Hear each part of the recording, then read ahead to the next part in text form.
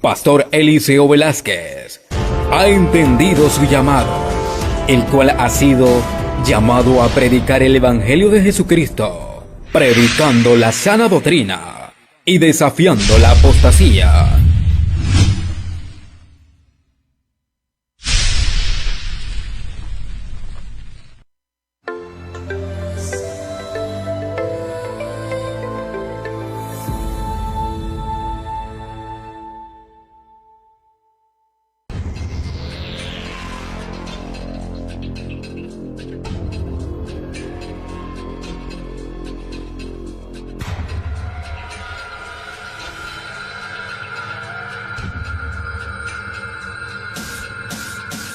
Presenta su programa de radio y televisión. Te invitamos en los siguientes minutos que te quedes con nosotros a recibir bendición del Señor. Que Dios te bendiga. No se dio a conocer a los hijos de los hombres, como ahora es revelada a sus santos apóstoles y profetas por el Espíritu, que los gentiles son coherederos y miembros del mismo cuerpo y compartícipes de la promesa en Cristo Jesús por medio del Evangelio, del cual yo fui hecho ministro por el don de la gracia de Dios que me ha sido dada según la operación de su poder. A mí, que soy menos que el más pequeño de todos los santos, me fue dada esta gracia de anunciar entre los gentiles el evangelio de las inescrutables riquezas de Cristo, y de aclarar a todos cuál sea la dispensación del ministerio escondido desde los siglos en Dios, que creó todas las cosas. Vamos a dejarlo ahí, pueden sentarse, gloria al Señor, y pues vamos a ir leyéndolo de forma expositiva. Ahora, este título de este capítulo 3, del versículo 1 al 13, lo titulé El plan secreto de Dios. El plan secreto de Dios. Para los hermanos y hermanas que tal vez han perdido algunas de nuestras lecciones, reiterando algunas dos, por lo menos unas dos de las lecciones pasadas, recordarán ustedes, los que han estado, cómo Dios hizo, ¿verdad?, a través de Cristo un milagro tan grande de unir dos naciones que no se llevaban entre sí. Recuerdan que los judíos miraban a los gentiles como gente despreciable, como gente abominable, e inclusive se dieron cuenta que para los judíos los gentiles eran tratados como perros. Y realmente no se hablaba de las mascotas, ni siquiera de los judíos, sino más bien se referían a los gentiles, a nosotros los seres humanos como gentiles.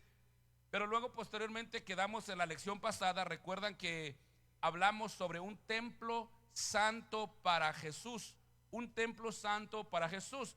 Y recordarán de que el templo de Cristo se sigue construyendo.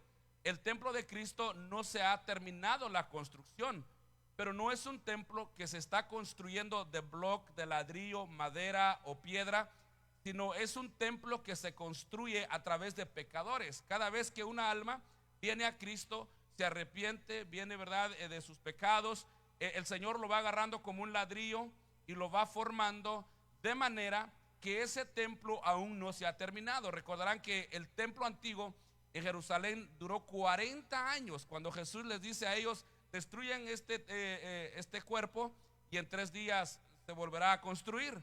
Y ellos dijeron: bueno, ¿por qué dices eso? Ese templo él estaba hablando de su cuerpo, pero ellos entendieron el templo por 40 años. Pero dice la historia que ni siquiera con 40 años no habían podido construir el templo todavía. Bueno, sigue la siguiente construcción del siguiente templo, donde el templo final, el tercer templo que será construido. Ahora, en este caso, el templo la cual el Señor está hablando es un templo de personas. Recordarán que esto es un edificio conocido como un santuario o conocido como la casa de oración, pero la iglesia somos nosotros. Nosotros somos ese templo que se sigue construyendo. Algo también que lo dije, ¿verdad? Y decía que lo digo, hermanos, sin temor a nada, pero algo que decía también, que hoy los líderes espirituales han perdido el enfoque del propósito original de lo que es la iglesia. Se preocupan más en tener templos vacíos, templos grandes y vacíos, que cual no está mal. Está bien tener un templo grande, un templo amplio, siempre y cuando, si el crecimiento numérico lo exige. Mientras el crecimiento numérico no lo exige, no es correcto, porque el enfoque de Cristo a través de la predicación, más que construir edificios, es predicar el evangelio para las almas perdidas, para que el mundo conozca a Jesús como su Señor y su Salvador. ¿Cuánto dicen amén? Ese es el propósito original de Cristo, que quiere, ¿verdad?, de que el evangelio se predique a través de los cristianos de varios medios. Ahora, llegamos en el capítulo 3, que es entonces ahora lo que es el plan secreto de Dios. Miren, la palabra misterio en el griego tiene dos definiciones. Una de ellas es de que hay un tipo misterio que simplemente es un secreto que no se le revela a nadie. Pero este secreto es un secreto que Dios quiso ocultarlo a algunos grupos de personas. Sin embargo, no a todas las personas. El Señor también tiene cosas ocultas, como ven, pero por lo menos no son cosas ocultas de maldad. Pero el Señor tiene cosas ocultas que ni siquiera, hermano, ni siquiera Daniel, ni siquiera Isaías tuvieron la visión de ver. Fíjense que Daniel, uno de los profetas que casi como Juan, ¿verdad? El siervo Juan, que tuvieron el privilegio de ver para ellos lo que vendrán en el milenio, lo que sucederá después del arrebatamiento. Mis hermanos, ellos ya lo vieron. Ellos ya lo vieron desde como una larga vista, como una película que se les puso, y a ellos ya conocen el futuro. Ahora, pero ni siquiera la iglesia no fue revelada. Ninguno de los profetas tuvo el privilegio de saber que Cristo tendría otro grupo de personas que lo formaría de los gentiles. Ahora, el apóstol Pablo, para los hermanos y hermanas que les gusta apuntar de esta forma expositiva, el apóstol Pablo menciona 4 responsabilidades, tanto como Pablo misionero, tanto la iglesia de Cristo. Número 1, el apóstol Pablo en el versículo 2 dice: si es que habéis oído de la administración. La palabra administración, a ver, repítelo conmigo, 1, 2 y 3. La palabra administración, o la administración que Pablo menciona aquí, Pablo fue puesto como un administrador. Si aquí hay alguna hermana, algún hermano que tuvo el privilegio o tiene el privilegio de ser administrador de finanza, esa es la palabra. Solo que aquí a Pablo no se le está dando el cargo de ser un administrador económico, pero se le dio el cargo de ser un administrador de la gracia de Dios. Es una gran responsabilidad, porque es como el que maneja dinero que no es suyo. Para los que son administradores, tienen la gran responsabilidad de que si se pierde dinero, ¿qué tendrían que hacer? Ellos poner y reponer ese dinero. Bueno, es una responsabilidad. Pablo está mencionando que él tiene la responsabilidad como un administrador para administrar la gracia de Dios para los gentiles. La otra responsabilidad que Pablo menciona es la responsabilidad del ministerio. El ministerio, hermano, requiere de responsabilidad. Hay un peso.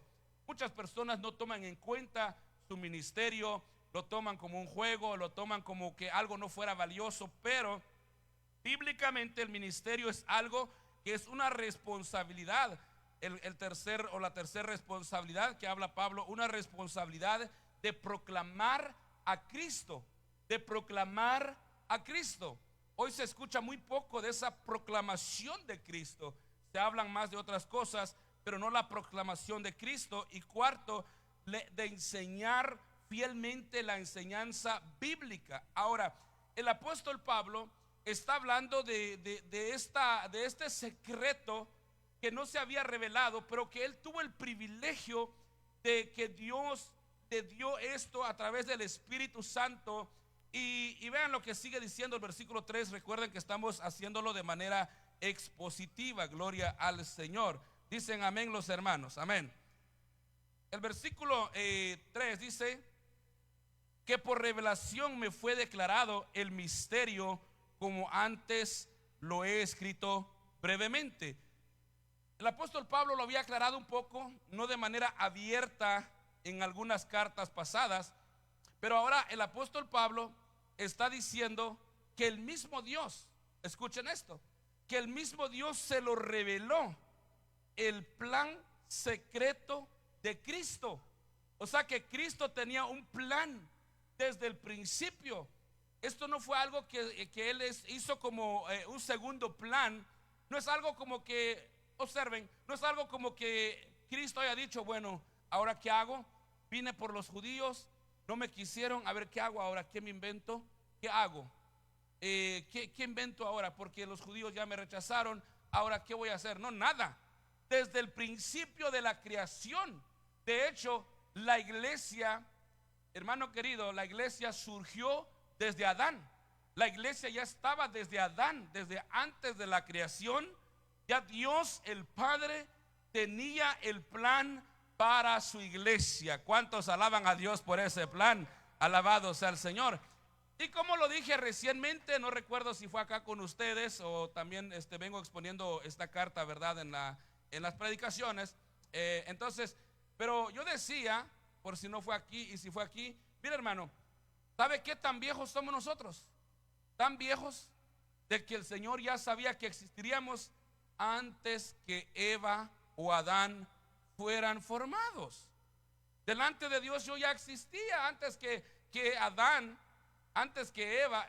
El Señor ya tenía un plan, el Señor ya sabía que nosotros estaríamos hoy como una iglesia. Mira hermano, qué tan tremendo es el poder de Dios.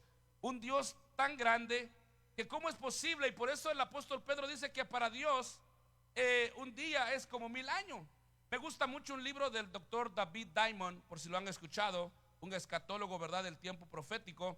Hay un libro que escribió que sinceramente este hombre lo escribió, hermano, con una tremenda sabiduría, porque el libro dice, para Dios el futuro ya es historia. Para Dios el futuro ya es historia. De verdad de que es un libro que verdad, por ejemplo, leyendo el futuro, es cierto, para Dios el futuro, Él ya lo sabe. O sea, Él no es que va a experimentar qué va a pasar en el futuro. Dios ya sabe qué sucederá en el futuro. Y es aquí donde vemos entonces que Dios tenía un plan secreto, pero que ahora el apóstol Pablo, y aquí vienen dos responsabilidades, tanto la misión de Pablo, porque ahora Pablo tiene una gran misión, pero tanto también la iglesia tiene una responsabilidad, ya lo vamos a ver. Pero el versículo 1, no saltando esa parte, cuando Pablo dice, yo prisionero de Cristo, y dice, bueno, en esta versión dice, y Pablo dice, prisionero de Cristo Jesús por el bien de ustedes. El versículo 1, Pablo está diciendo de esta forma. Pablo dice, ¿saben algo? Yo estoy en la cárcel. No es una casualidad. Miren, hermanos, y de paso yo quiero animarnos acá. En los momentos difíciles que pasemos, no debemos discutir con Dios, porque Dios ya sabe todo lo que pasa en nuestra vida. Ahora, ojo ahí, haga un paréntesis. No confunda el propósito, el plan de Dios con el pecado, porque hay personas que sufren por el pecado, pero luego comentan que están en la prueba. Eso no es prueba. Hay personas que sufren como consecuencia de su desobediencia, de su rebeldía, de su pecado oculto. Eso no es prueba. Denle la mano a alguien y sonríale, dígale, eso no es prueba, dígale. Porque hay personas que confunden esa parte y dicen, estamos en la lucha como el hermano Jonás.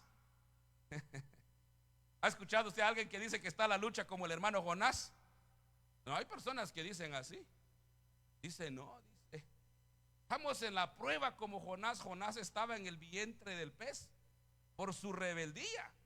Pero ahora Pablo está diciendo a los hermanos de Éfeso, mis hermanos de Éfeso, yo estoy en la cárcel.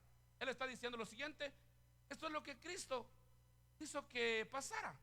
Él está diciendo, Jesús tenía el plan de que por ley de predicar el evangelio, o por la causa de la predicación del evangelio, la cárcel es una herramienta para yo proclamar el evangelio. Y casi Pablo, si Pablo fuera guatemalteco, fuera chapín como nosotros, como yo personalmente, diría, yo estoy aquí por Cristo y por la culpa de ustedes. ¿Entendieron? Pablo está diciendo, yo estoy preso porque es el plan de Dios que tengo que terminar siendo preso, porque es a través de la cárcel. Y eso lo he dicho siempre, hay cristianos que quieren madurar pero sin golpes. Y aquí hay alguien que alguna vez deseó ser luchador. Bueno, aunque hay muchos luchadores en la iglesia. ¿Usted sabía que hay muchos luchadores en la iglesia? Bueno, le explico cuáles son los luchadores en la iglesia. Los que dicen que están en la lucha todos los días. Recuerdan que les decía de un pastor que siempre que lo invitaban a un lado y le decía a un hermano, ¿cómo está mi hermano? Ay, pastor, en la lucha. Tenga fe, ya un día va a salir de la lucha. Pastor se iba 6, 7, 8 meses, regresaba y le decía, ¿cómo está mi hermano? Pastor, sigo en la lucha. Y se iba el pastor, y por último el pastor le dice, ¿cómo está mi hermano en la lucha? Entonces el pastor le dijo, oye hermano, ¿usted está en la lucha libre o qué? Porque la prueba es un poco de tiempo. La prueba tiene fecha de vencimiento. ¿Están conmigo? La prueba tiene fecha de vencimiento. Ahora, lo que quiero decir, que la cárcel iba a madurar a Pablo. Ahora no estoy queriendo decir que Pablo no era un hombre maduro, pero es a través de eso que el evangelio se iba a propagar más. ¿Sabe que las cárceles sirvieron para que el evangelio fuera propagado y corriera? Ahora Pablo está diciendo esa parte, está diciendo, yo estoy en la cárcel porque este es el plan de Dios, y es así como el evangelio debe correr, es así como el evangelio debe filtrarse y debe correr como río. Y también sepan que estoy en la cárcel por causa de ustedes los gentiles. Dios me eligió para llevarles a ustedes un mensaje de esperanza. ¿Cuántos alaban a Dios por ese mensaje de esperanza? Ahora el apóstol Pablo en el versículo 4 dice, cuando lean esto que les escribo, entenderán la percepción que tengo de este plan acerca de Cristo. Pablo está diciendo, cuando ustedes van a leer esta carta que les mando, van a entender el propósito, el plan de Cristo. Versículo 5, lea conmigo el versículo 5. ¿Qué dice el versículo 5? Lo tienen conmigo, hermanos amados. Dice, una revelación dada ahora a los apóstoles. O sea, ¿cuál es la revelación hoy? Porque dice aquí, versículo 5, dice, misterio que en otras generaciones no se dio a conocer a los hijos, los hombres, como ahora es revelada a sus santos apóstoles y profetas por el Espíritu. Ahora Pablo está diciendo, Pablo está aclarando, hermano de Éfeso, Isaías no se dio cuenta de esto, Daniel no se dio cuenta de esto, Jeremías no se dio cuenta de esto. Ninguno de los santos profetas supieron que existiría una iglesia. Pero Pablo lo va a exagerar más adelante, porque inclusive ni algún grupo de ángeles no sabían el plan de Dios para revelar su tremenda sabiduría, lo que dice el siguiente versículo. Pero ahora dice que por el Espíritu Santo fue revelado a los apóstoles el plan de Dios. ¿Y cuál es ese plan de Dios?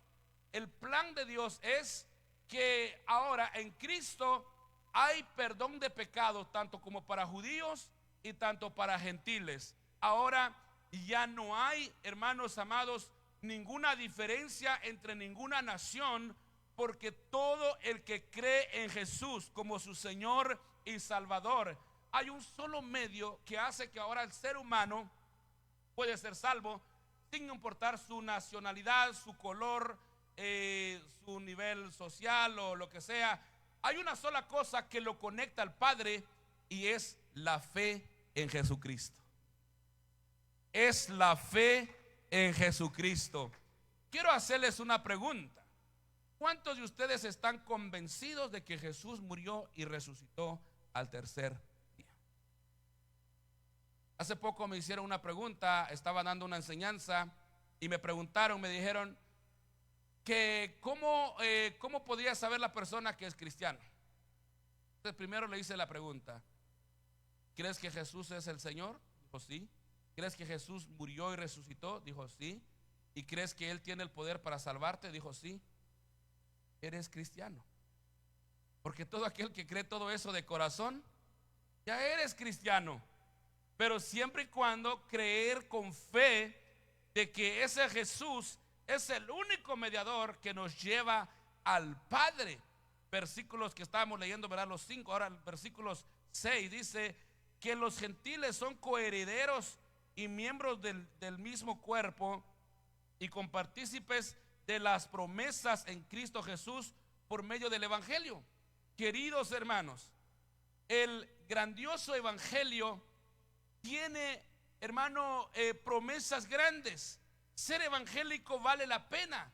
Cuando una persona es creyente, tiene beneficios. ¿Cuántas personas pierden este beneficio por no querer ser parte de este evangelio? Este evangelio tiene un beneficio. Todo aquel que es parte de este evangelio, no importa si sea judío, no importa si sea gentil, no importa si sea hombre, no importa si sea mujer, no importa si sea millonario, si sea pobre, todo aquel de nuevo que tiene esa fe en Jesucristo. Ahora tenemos la fe en el evangelio que se predica, tenemos los privilegios en Cristo Jesús. Son privilegios tan grandes, esto menciona lo que decíamos en el capítulo 1, que son las riquezas celestiales. Todo aquel que es parte del evangelio. Por eso, hermano amado, nosotros debemos de glorificar a Dios si somos partes de este evangelio. Usted debería preguntarse, examinarse hoy, como yo también, porque esto es de todos. ¿Realmente usted considera ser evangélico? ¿Cree usted que es evangélico? ¿Qué le garantiza? Porque si usted es evangélico, no se preocupe, hermana y hermano. Ahora, con esto no lo estoy llevando a una mentalidad de pobreza, a una mentalidad de conformismo, a una mentalidad hermano, de pereza. No, pero ¿sabe algo? Hay un cantito que cantamos: hermano, ¿por qué estás triste? A causa de tu pobreza. Recuerda que allá en el cielo riquezas mejores hay. Porque si eres evangélico, si tienes a Jesús como Señor y Salvador, ahora tú tienes ese beneficio, porque el evangelio, hermano, no solamente se predica para salvación, tiene beneficios. El beneficio es que, número uno, Mateo 28:19, Jesús promete de que he aquí, yo estoy con vosotros todos los días hasta al fin del mundo. Esa es una de las promesas. ¿Quién no desea eso? Caminemos seguro, andemos seguros, sabemos de que no estamos solos. Jesús está con nosotros, amén. Versículo 6 dice que los gentiles son coherederos y miembros, pero ya hablamos de eso, ¿no? El 7, del cual yo fui hecho ministro por el don de la gracia de Dios, que me ha sido dada según la operación de su poder. Según la operación de su poder. Dice, por la gracia y el gran poder de Dios, dice Pablo, se me ha dado el privilegio de servirlo anunciando esta buena noticia. Nótase que aquí Pablo no está ni siquiera renegando. Pablo ni siquiera está aquí, ¿cómo podemos llamarle o cómo podemos decirle? Como un hombre que se estaba quejando. Pablo no se encontraba acá como, bueno, me tocó ser el diácono y pues ni modos. O me tocó ser el anciano y pues, ¿qué le hacemos? O me tocó ser el pastor y pues, ¿qué más puedo hacer? No, Pablo se sentía orgulloso. Pablo se sentía contento. Había un gozo en su corazón de decir, soy un instrumento para llevar las buenas noticias. Queridos líderes y predicadores y servidores, nosotros deberíamos sentirnos felices. ¿Dónde están los servidores acá? Ujieres, diáconos, diaconisa, músicos. De hecho, creo que toda la iglesia que servimos. ¿Cuántos están aquí? Ahora le pregunto, ¿cómo se siente usted con ese cargo? ¿Se siente feliz porque Dios lo eligió? ¿O más o menos?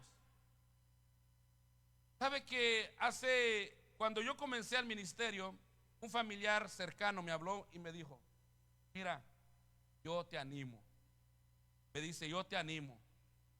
Dice, si te hubieras graduado de médico, toda la familia te va a felicitar. Si te hubieras graduado de abogado, toda la familia, inclusive ahora con el nuevo sistema, todos te postearían en Facebook: mi hermano es abogado, mi tío es médico. Todo mundo, hermano, más que nada aplauda a una persona que se gradúa con una carrera secular. Pero él me decía, en sus palabras de ánimo, decía: mira, yo a veces me pregunto, ¿por qué no aplaudimos a nuestro hijo que es pastor? ¿Por qué no aplaudimos a nuestro padre que es pastor?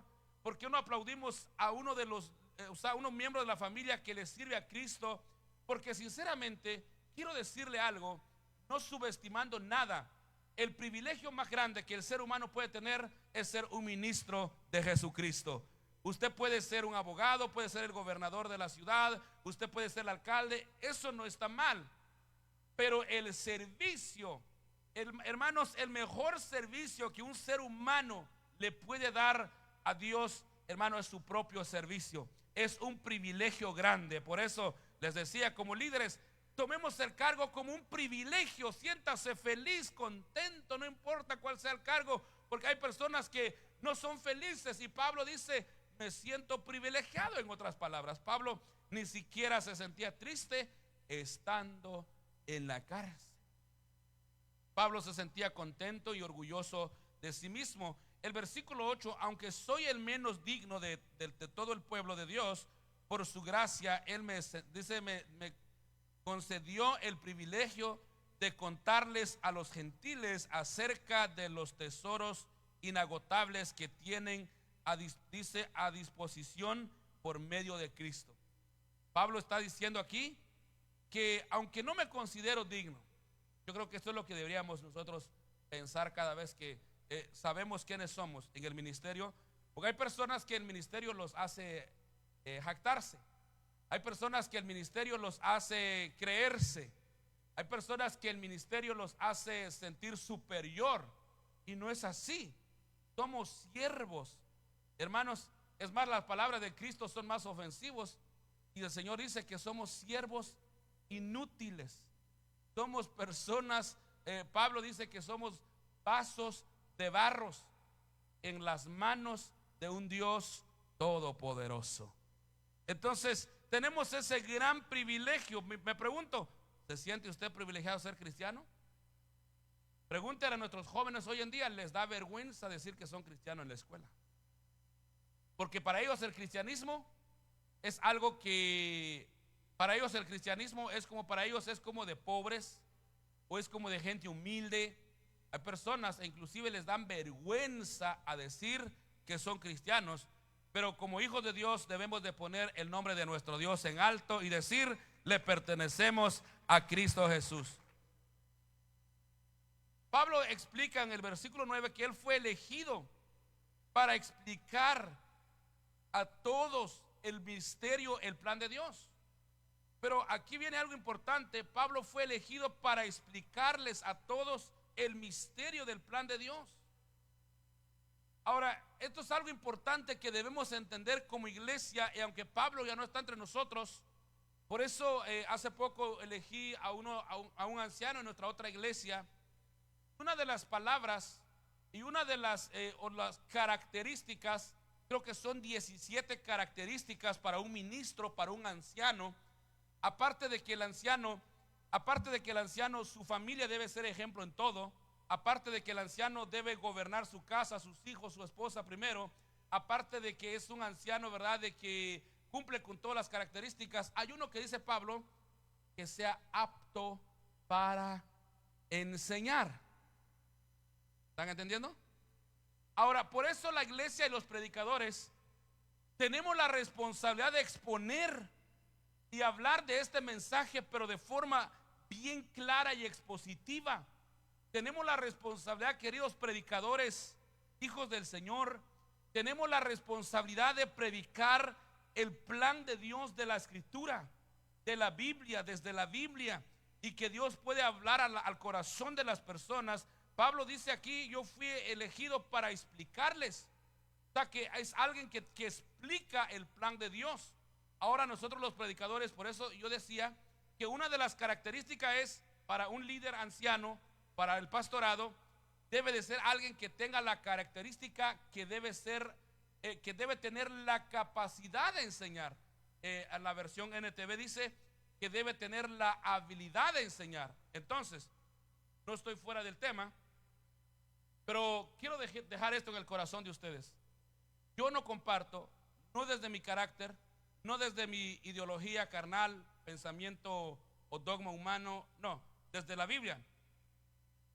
Yo no acepto y no creo que sea correcto que el pastor no sepa leer las escrituras.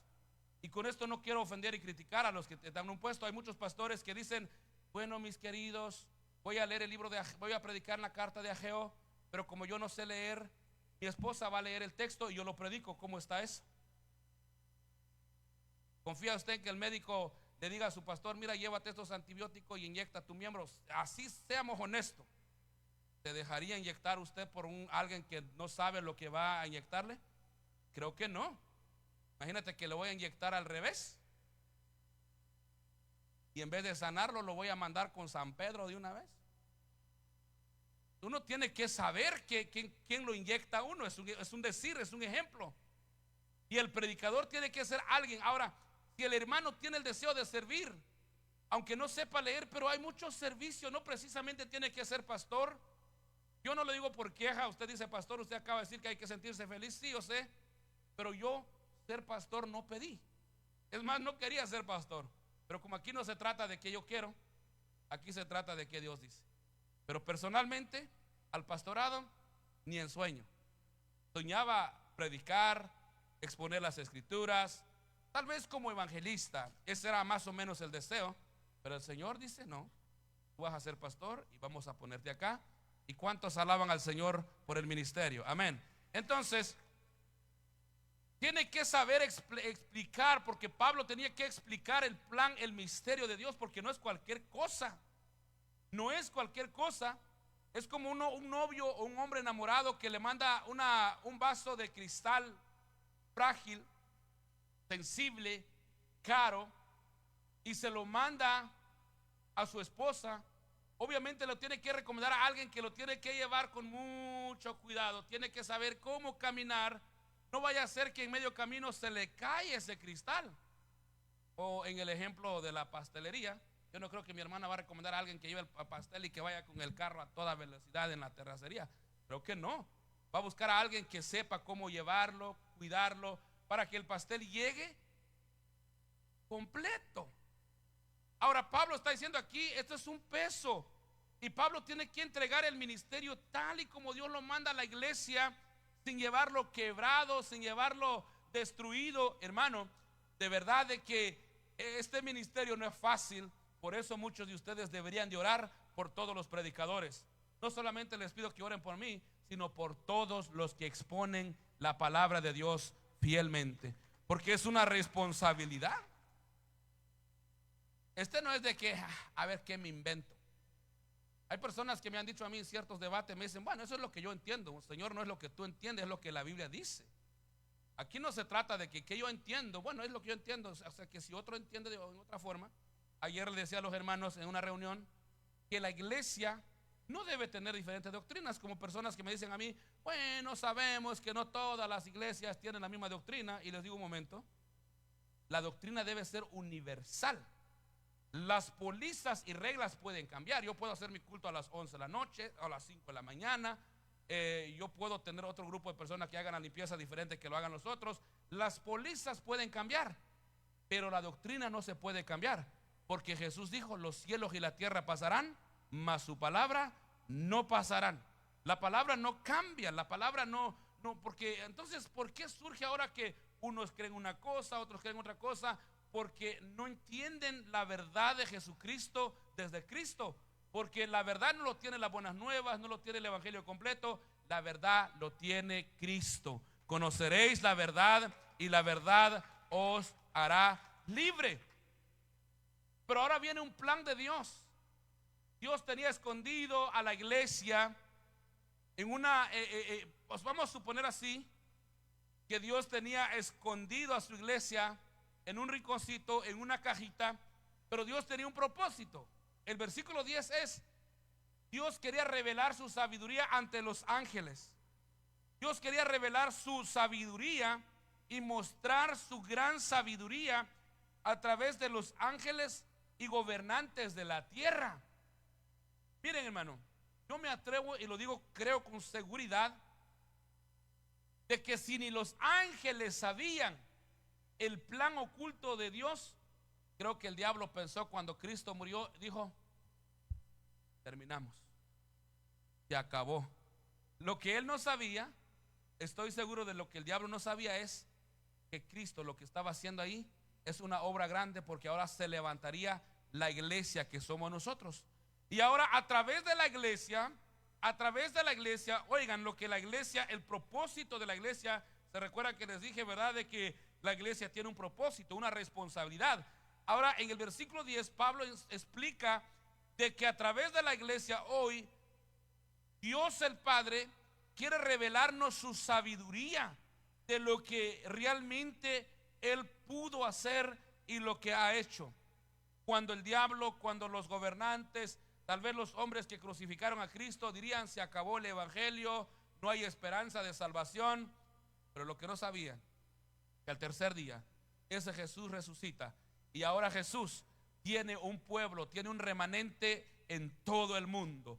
Hay cientos y miles de personas que alaban al Señor. ¿Cuántos alaban al Señor de esos santos que están acá?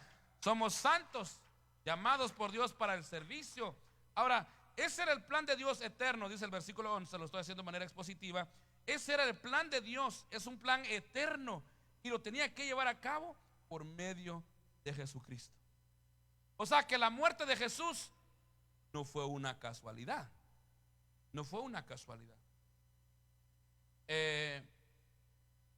Alguien dijo lo siguiente, que realmente entiendo, y esto podría traer controversia a mucha gente, especialmente cuando no hay madurez o conocimiento bíblico. Pero alguien dijo en una ocasión que Dios el Padre tuvo que matar a su propio hijo para que el mundo pudiera ser salvo. Porque ahora al decir eso, cual yo lo acepto, ahora yo les hago la pregunta. Por ejemplo, si les pregunto a todos acá, ¿cuántos de ustedes creen que Dios el Padre hubiera podido salvar a Jesús de la muerte? ¿Lo hubiera podido salvar, sí o no? ¿Qué dicen las hermanas? ¿Será que Dios el Padre hubiera podido salvar? Recuerdan que Jesús no estaba pidiendo, nada más de que por el tiempo, hermanos, Jesús no estaba pidiendo ser salvo de esa cruz por temor a morir. Él era Dios. Cuando Él dice: si puedes salvarme de esta copa, mas no como yo quiero, sino como tú quieres, o sea, la voluntad del Padre. Dios el Padre hubiera podido salvar a su hijo de la cruz y simplemente que no muriera. Pero si eso hubiese sido, hoy sería una triste noticia para toda la humanidad. Pero ¿sabes qué? ¿Sabe qué fue lo que pasó? Que la muerte de Jesús es la buena noticia hoy, porque, hermano, el pecado ha sido perdonado. Si Cristo no hubiera muerto, nosotros no tendríamos hoy ninguna mínima esperanza de nuestra salvación. Y aquí es lo que ahora está explicando Pablo, ¿verdad? De que Dios tenía un plan a través de Jesucristo y tenía que llevarlo a cabo. Ahora, gracias a esa obediencia de Cristo, Cristo no se negó. Hay una palabra que dice Pablo: no se escatimó a sí mismo. La palabra escatimó, o sea, se define, o su significado, el significado de la palabra no se escatimó. Pablo está diciendo: Jesús no fue codo en sí mismo. Estaba predicando en una campaña y le pregunté a los hermanos: ¿por qué no fue suficiente que Jesús diera solo unos dedos? ¿O por qué no fue suficiente de dar una sola pierna? ¿O por qué no fue suficiente de dar por lo menos sus dos piernas? Vemos muchas personas que por algún accidente o enfermedad les han cortado las piernas.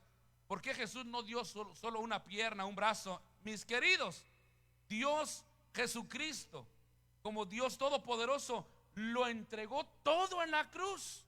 Entregó su vida completa. No entregó una parte de su cuerpo, entregó su vida completa de manera generosa, sin que nadie lo obligara. Él presentó ese cuerpo como una ofrenda para que hoy todo pecador pudiera ser salvo.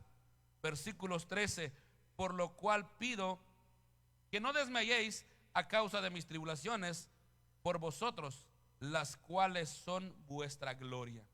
Pablo dice aquí, por favor, hermanos, no se desanimen. Mira al que está a su lado y dígale, no te desanimes. Porque hoy usted se desanima solo porque entró un pájaro en la iglesia. Hoy usted se desanima solo porque pasó una cucaracha enfrente de usted. Pablo dice, no quiero que se desanimen, manténganse firme. El apóstol Pablo está utilizando la palabra firme por el sufrimiento. Pablo está diciendo, si yo estoy sufriendo, es por ustedes. Ahora, explico esto. Cristo sufrió por amor a nosotros, ¿cierto? ¿Cuántos lo aceptan? Ok, ahora Pablo está diciendo, yo sufro por amor a ustedes también. Y hace quizás unos 2-3 años, utilizando el mismo versículo, y yo me pregunté y me hice la pregunta y dije, ¿estaré yo sufriendo por este remanente? Porque ni yo me daba cuenta. Al final llegué a una conclusión de que sí, yo he sufrido por este remanente. Ahora, hay muchas cosas, hay muchos dardos de lo que tal vez han venido en mi vida, pero una de ellas me lleva a recordar a cuántas personas tal vez en la vida como pastor he ayunado, tal vez me he encerrado hasta 3 días, que no lo digo, por supuesto, que no lo digo. A cuántas personas tal vez yo me he encerrado 3 días en ayuno, que nunca le digo, hermano, yo estoy encerrado por usted, nunca le digo, pero me he encerrado en ayuno. Dios hace la obra, Dios sana al enfermo, o Dios trae paz en el matrimonio, o Dios rompe la maldición en la finanza. Y al final, ¿qué creen? Son la gente que hablan más de uno. Son la gente que terminan, hermano, haciéndonos pedazos o picoteándonos en todas áreas. Y llegué a entender desde ese entonces, no lo estoy diciendo ahora, sino lo que entendí hace unos años, de que también como ministros sufrimos por causa de ustedes. Y Pablo está diciendo acá que yo sufro por honor a ustedes, para que ustedes sean honrados. Entonces el sufrimiento de Pablo, hermanos, nos ha sido una gran bendición. No puedo decirles que oremos por Pablo, porque sería una oración sin entendimiento. Si yo le digo ahora, hermano, oremos por Pablo, creo que es una oración sin entendimiento. Pero sí puedo decirle lo siguiente: demos gracias a Dios por la vida de Pablo. ¿Cuántos dan gracias a Dios por la vida de Pablo? No es que no había otro, pero fue el mediador que Cristo escogió para que hoy las buenas nuevas fuesen anunciadas en medio de nosotros. Le damos un aplauso a Jesucristo y gracias por el tiempo. Amén.